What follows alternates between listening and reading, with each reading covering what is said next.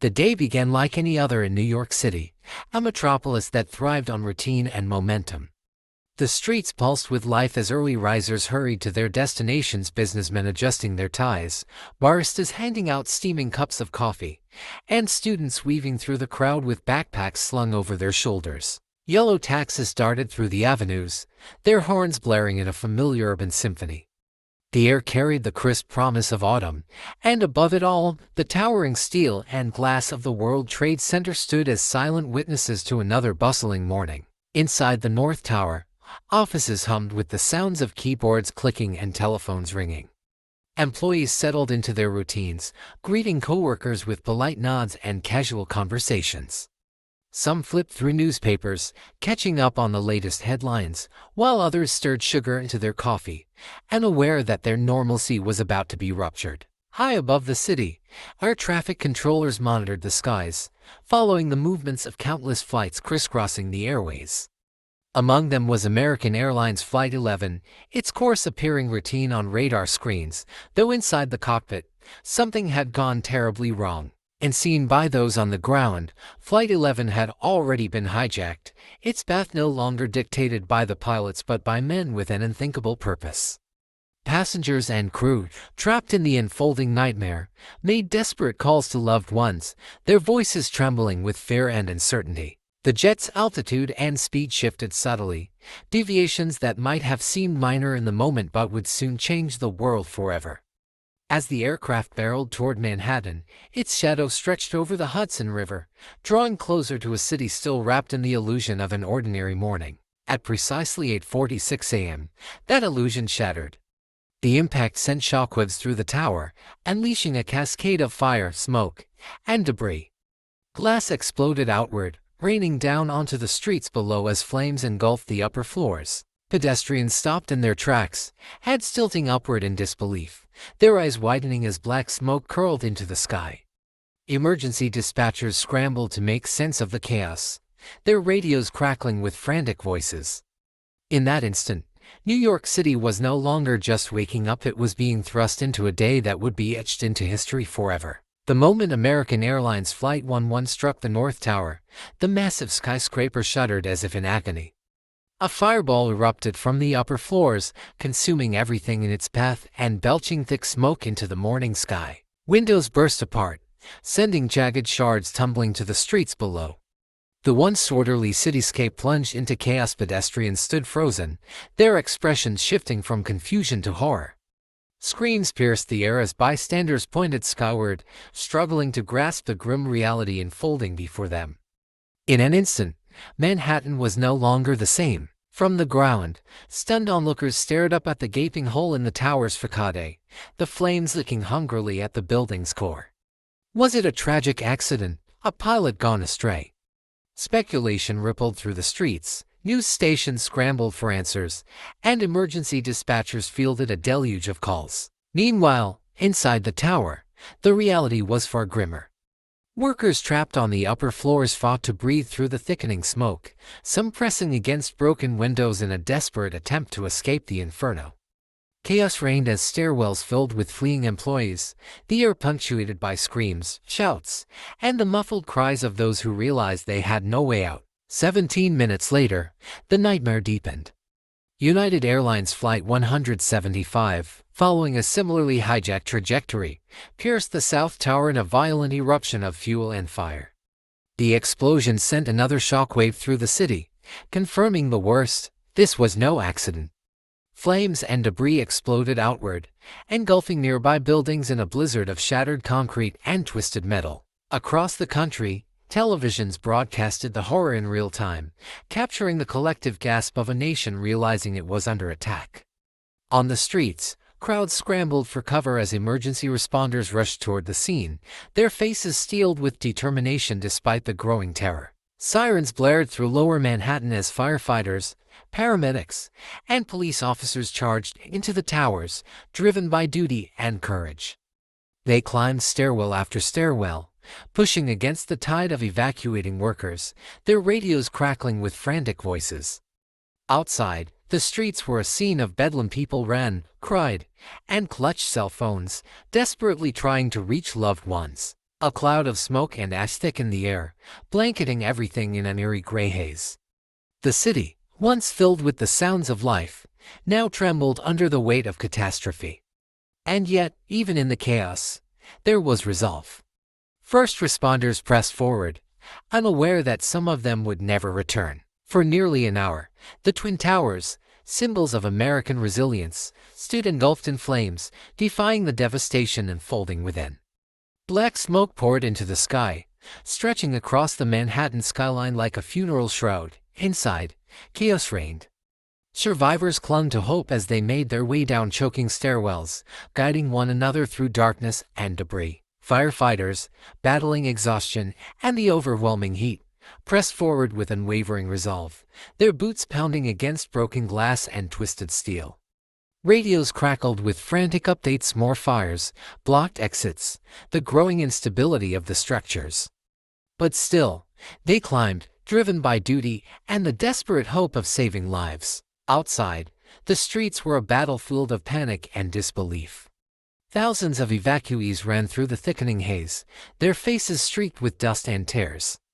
Emergency responders struggled to maintain order, guiding the wounded and dazed away from the looming infernos. News cameras captured the horror in real time, broadcasting the devastation to a world frozen in shock. Every second felt like an eternity, every moment heavy with uncertainty. And then, at 9:59 a.m., the unthinkable happened. With a thunderous roar, the South Tower gave way, imploding in on itself in a cataclysmic cascade of steel and concrete.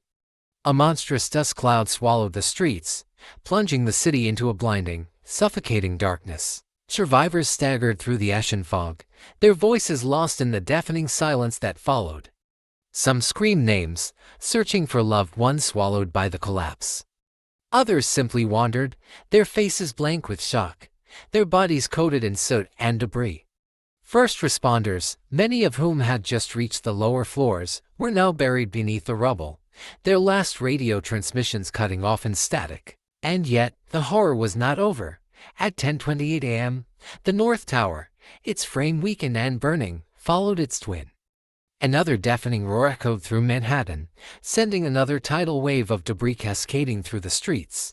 Then, silence. The skyline, once dominated by the towering sentinels, was now an open wound, a void filled only with dust and grief.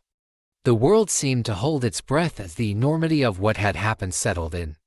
Survivors, covered in ash, moved like ghosts through streets that were once familiar but now unrecognizable. Firefighters and police officers, dazed but determined, began the desperate search for life beneath the wreckage. In the hours that followed, the city became a portrait of heartbreak and heroism, of lives lost and lives saved. And in that silence, a nation mourned, forever changed by a mourning that had begun like any other. The world stood still as the enormity of the tragedy unfolded. Television screens across the globe replayed the horror: airplanes vanishing into steel, fireballs erupting into the sky, towers crumbling into dust. The images burned themselves into history, each replay deepening the collective grief. In homes and offices, families huddled together, eyes glued to their screens, clinging to the desperate hope that their loved ones had somehow survived. Phone lines jammed as people tried to reach those in New York, Washington, and Pennsylvania, but for many, there would be no answer. The silence on the other end of the line was final. In cities and towns across the nation, grief took hold. Vigils sprang up in parks and on street corners, candlelight flickering in the cool autumn air. Strangers embraced, united by loss, churches, synagogues, and mosques filled with mourners seeking solace in prayer. Faces once unfamiliar became bonded by shared sorrow, eyes filled with tears for those they had never met. Flags were lowered to half-staff, and the country paused, struggling to comprehend a tragedy that had unfolded in mere hours but would leave a scar for generations. Yet even in the darkest of moments, a quiet resilience began to emerge. In Washington, leaders gathered in urgent meetings, their faces grim, their words measured but resolute. The Pentagon, struck by another hijacked plane, stood scarred yet unbroken, its walls bearing the wounds of that morning's attack. Across the country, security tightened, airports shut down, and the government braced for the unknown. Meanwhile, In a quiet field in Pennsylvania, the wreckage of Flight 93 told a different story, a story of bravery. Passengers had fought back, forcing the plane down before it could reach its intended target.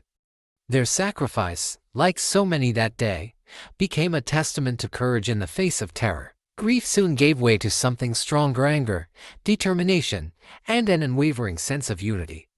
The country, shaken but not defeated, stood together.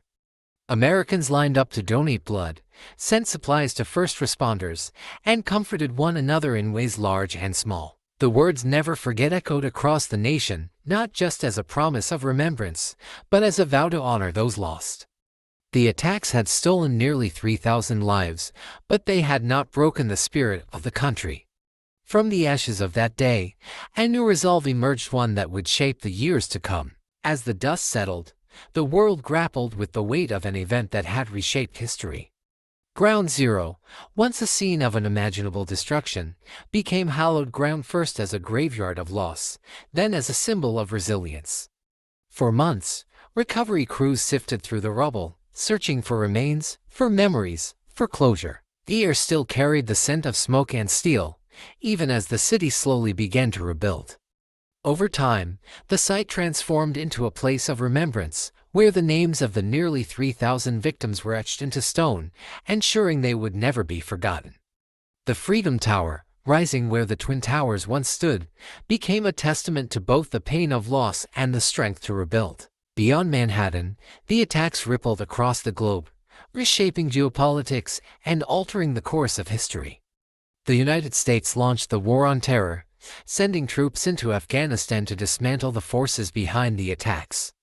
Policies shifted, alliances were tested, and conflicts raged for years, leaving lasting consequences that extended far beyond the battlefields. At home, national security tightened, airport screenings became more rigorous, intelligence agencies expanded their reach, and the very fabric of everyday life changed. A generation grew up in the shadow of 9/11s, shaped by its aftermath, taught to live in a world forever altered by a single morning. Yet, amid the grief and upheaval, resilience emerged.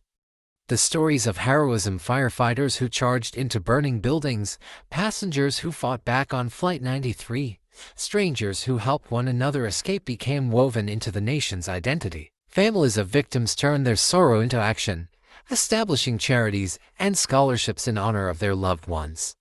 First responders, many of whom suffered long-term health effects from the rescue efforts, became symbols of sacrifice. Each year, on the anniversary, bells tolled and flags waved, reminding the world not just of the tragedy, but of the courage and unity that followed. The skyline of New York changed, but the echoes of that day remained.